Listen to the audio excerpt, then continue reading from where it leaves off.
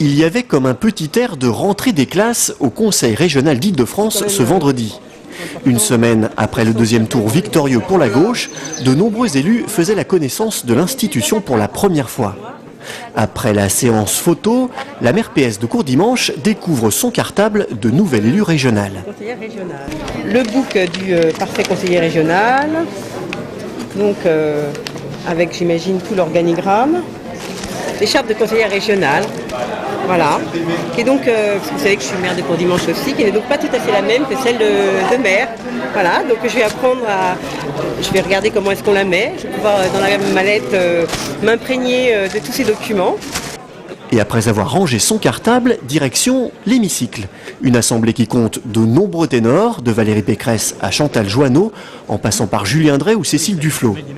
Au total, 209 élus siègent dans cette salle. Les petits nouveaux se disent impressionnés. Ça fait bizarre au départ, on débarque un petit peu, on est lâché dans le grand bain et on vient juste d'enlever sa bouée. Donc c'est un petit peu stressant, mais c'est exaltant aussi parce qu'il y a de belles missions qui nous attendent. Il y a un gros projet à monter, il y a des choses à faire pour la région et pour le Val d'Oise. Donc je ne peux pas me plaindre. À côté des petits nouveaux, des élus du Val d'Oise retrouvent leurs habitudes. À seulement 34 ans, l'UMP Stéphanie Venneuve entame déjà son deuxième mandat. Elle se projette dans son rôle d'opposante.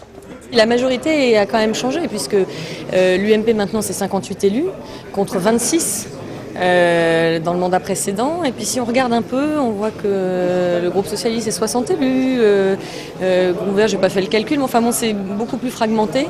Donc le travail d'opposition risque d'être assez intéressant.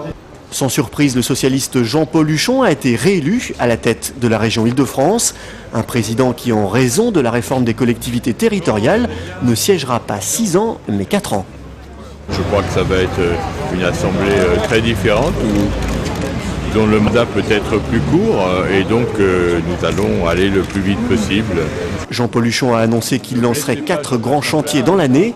Le premier s'adressant aux jeunes franciliens avec la prise en charge de la mutuelle santé, la gratuité des transports pour les jeunes en insertion et la création d'un pass contraception.